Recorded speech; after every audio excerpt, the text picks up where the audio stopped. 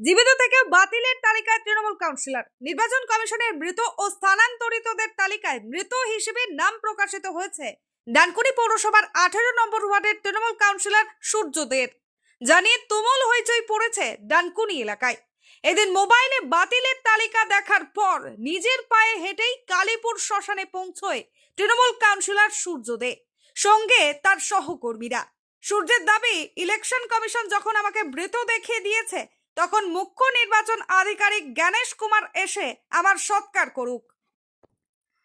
Syed জাফরের report, সুন্দর Bangla news.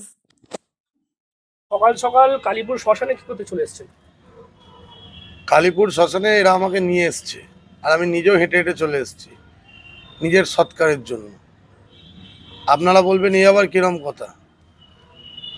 কারণ আজকে খসড়া লিস্ট প্রকাশ হয়েছে, সেখানে আমি একজন জনপ্রতিনিধি, আমাকে দেখানো হয়েছে আমি মৃত। আমি তীব্র ধিক্কার জানাচ্ছি মিস্টার গণেশ কুমারকে, যে এইভাবে যদি একজন জনপ্রতিনিধিকে আপনারা মৃত দেখান, তাহলে এরকম লক্ষ লক্ষ মানুষ যারা হয়তো প্রতিবাদ করতে পারবেন না বা যারা হয়তো আমাদের কাছে অবধি পৌঁছতে পারবেন না, তাদের নাম তো আপনারা ইচ্ছাকৃতভাবে বাদ দিয়েছেন। আর এই নিয়েই মমতা বন্দ্যোপাধ্যায়ের লড়াই ছিল, যে লড়াই আছে যে কোনো জেনুইন ভোটারকে ভোটার লিস্ট থেকে বাদ দেওয়া যাবে না।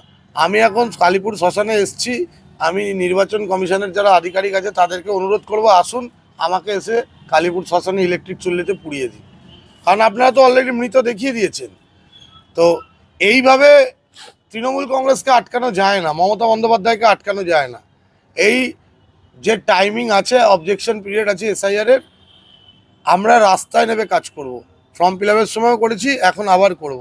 শুধু ধিক্কার জানাই নির্বাচন কমিশনকে, যে একজন জনপ্রতিনিধিকে আপনারা মৃত বলে দেখালেন, তাহলে এরকম সাধারণ মানুষকে আপনারা কিভাবে হ্যারাসমেন্ট করছেন বা করবেন এই এসআইআর নিয়ে।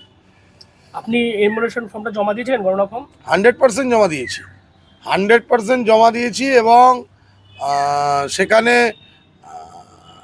বিএলও নিজে সেটা হাতে নিয়েছেন। এবার কথা হচ্ছে, জমা না দিলে তো নিরুদ্দেশ দেখাতো, জমা দিয়েছি তো, তার জন্যই তো ওরা মৃত দেখাতে সাহস পেয়েছে। কিভাবে দেখিয়েছে আমি I don't know about that, but এটা ধিক্কার জানানো ছাড়া আমার কাছে কোনো উপায় নেই।